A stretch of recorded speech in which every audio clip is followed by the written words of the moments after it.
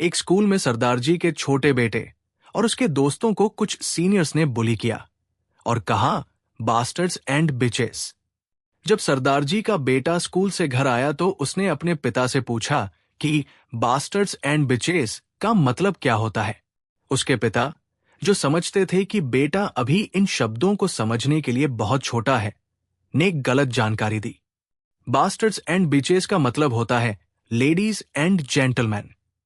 फिर सरदार जी का बेटा अपनी मां के पास किचन में गया। उसकी मां डाइनिंग टेबल साफ कर रही थी और सफाई करते समय एक ग्लास नीचे गिर गया। एसहोल, उन्होंने कहा। जिज्ञासु बेटे ने अपनी मां से पूछा, मां, एसहोल का क्या मतलब होता है?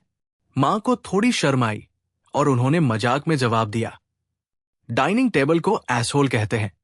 फिर वो जिज्ञासु बेटा अपने पिता के पास फिर से गया। पिता बाहर चिकन काट रहे थे। चिकन काटते समय उनकी उंगली कट गई और वो बोले, फक। बेटे ने फिर पूछा, पापा, फक का मतलब क्या होता है? पिता ने फिर से गलत जानकारी दी। जब तुम कुछ काटते हो तो उसे फक कहते हैं बेटा। दिन बीत गया और रात हो गई। उसके माता पिता बिस्तर पर संभोग करने की कोशिश कर रहे थे। कंडोम कहाँ है?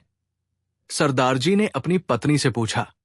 बेटे ने फिर से सुन लिया और पूछा, पापा, कंडोम क्या होता है? पिता ने लापरवाही से जवाब दिया, कोट और जैकेट। अगली सुबह सरदार जी ने अपने कुछ सहकर्मियों को घर पर पार्टी के लिए बुलाया। जैसे ही दरवाजे की घंटी बजी, बेटा दौड़ता हुआ दरवाजा खोलने गया। वेलकम बास्टर्ड्स एंड बिचेस, उसने स्वागत किया। कृपया अपने कंडोम यहां टांग दीजिए, उसने कोट रैक की ओर इशारा करते हुए कहा। आइए बैठिए। तुम्हारे माता पिता कहाँ हैं? एक सहकर्मी ने पूछा।